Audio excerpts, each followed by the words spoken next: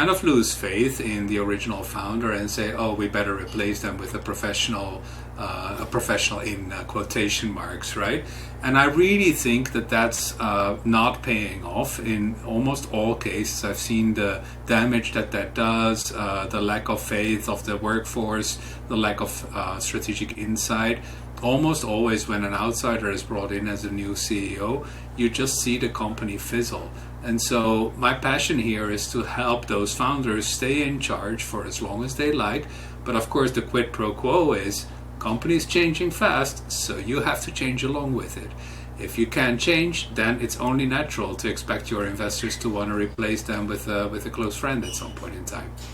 Yeah, that makes so much sense. And I imagine, like, I'm sure you probably have heard the word, probably hear it a lot in these conversations, that ego, where you get to a certain level, but in order to, reach that next level, you have to manifest and, change the company as well as change yourself to kind of see that. So I imagine it's a play in a balance beam almost of like saying, hey, I did X, Y, and Z, but at the same time, in order for me to do A, B, and C, I have to completely maybe grow and be that different person.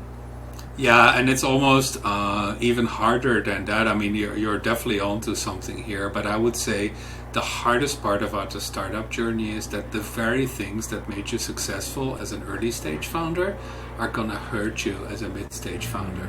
So one of the hardest things for us humans is to give up what made us successful in the past, right?